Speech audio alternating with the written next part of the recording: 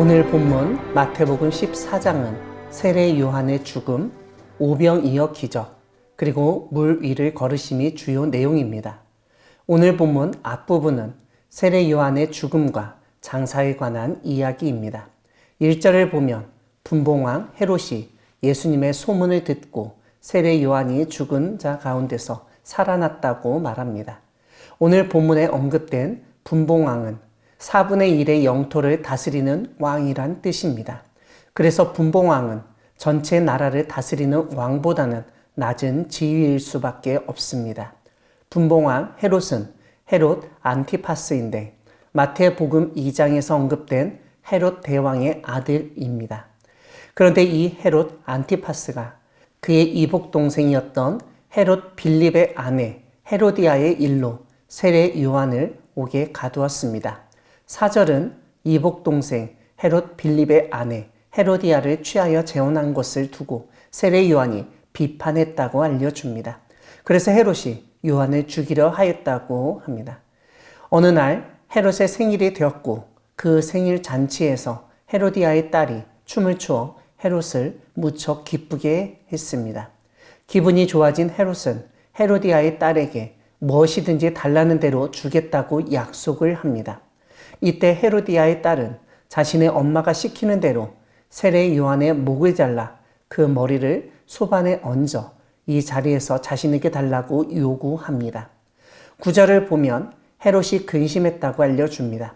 하지만 헤롯 왕은 맹세도 했지만 그 자리에 있는 사람들 앞에서 자신의 체면을 구길 수 없어서 결국 세례 요한의 목을 가져오게 명령합니다. 헤롯은 그 소녀가 원한 대로 요한의 목을 베어 그 머리를 소반에 얹어서 그 소녀에게 주었습니다.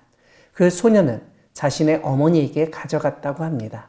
12절은 세례 요한의 시체를 세례 요한의 제자들이 가져다가 장사하고 예수님께 알렸다고 설명합니다. 오늘 본문 두 번째 부분은 오병이어 기적 이야기입니다.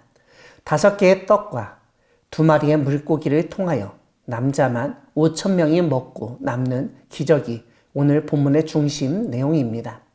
오병이어라는 사자성어로 이 기적을 설명하는 것은 이 기적 사건의 재료에 관심을 갖고 있다고 할 수 있습니다. 영어 성경이나 요즘 한글 성경을 보면 소단락 제목들이 붙어 있는데 한결같이 5,000명을 먹이심이라고 되어 있습니다. 이것은 사건의 결과에 초점을 맞춘 제목이라고 할 수 있습니다. 오병이어 이야기는 출애굽기 16장에 나오는 광야에서 이스라엘 백성을 만나와 메추라기로 먹인 모세의 이야기와 열왕기하 4장에 나오는 보리떡 20개와 채소로 100명을 먹이고 남은 엘리사 이야기를 떠올리게 합니다. 무엇보다 모세나 엘리사가 하나님의 일을 하는 사람이었다는 점에서 예수님 역시 하나님이 보내신 메시아라는 점을 알려주는 증거가 되는 사건으로 이해할 수 있습니다. 이와 함께 오병이어로 5,000명을 먹이시는 것은 단순히 사람들의 배고픔을 충족시켜 주시는 것만이 아니라 그것을 뛰어넘어 그들이 먹고 남도록 하시는 풍성한 하나님의 은혜를 상징적으로 보여줍니다. 20절을 보면 떡과 물고기를 모든 사람들이 다 배불리 먹고 남은 조각을 12바구니에 차게 거두었다고 알려줍니다. 예수님의 공급하심, 채우심은 부족함이 없고 넘치는 은혜라는 사실을 깨닫게 됩니다. 오늘 본문 마지막 부분은 물 위를 걸으신 예수님 이야기입니다. 22절을 보면 예수님이 떡을 먹은 사람들을 배웅하는 동안에 제자들을 재촉하셔서 배를 타고 갈릴리 호수 건너편으로 가게 하셨습니다. 그런데 예수님은 곧바로 호수 건너편으로 가지 않으셨습니다. 기도하기 위해서 혼자 산에 올라가셨다고 알려줍니다. 23절 뒷부분은 제자들이 탄 배가 호수 가운데쯤 있었다고 알려줍니다. 그런데 바람이 크게 불고 파도가 몰아쳐서 배가 이리저리 흔들리고 어려움을 당하고 있었습니다. 25절은 예수님이 바다 위로 걸어서 제자들에게 가셨다고 설명합니다. 베드로는 자기도 예수님처럼 물 위를 걸어갈 수 있다고 믿었습니다.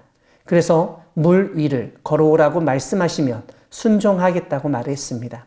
하지만 물 위에 있은 지 얼마 되지 않아 베드로는 바람을 보고 무서워 물에 빠져 들어가게 되었습니다. 예수님은 손을 내밀어 그를 붙잡아 구해주셨습니다. 그러면서 믿음이 작은 자여 왜 의심하였느냐고 말씀하십니다. 사랑하는 광야교회 성도 여러분, 하나님은 베드로를 통해 우리의 믿음을 살피게 하시는 분이십니다. 오늘 본문에서 베드로는 처음에는 예수님을 믿고 바다 위를 걸었습니다. 하지만 30절이 알려주듯 바람을 보고 무서워 바다에 빠지게 되었습니다.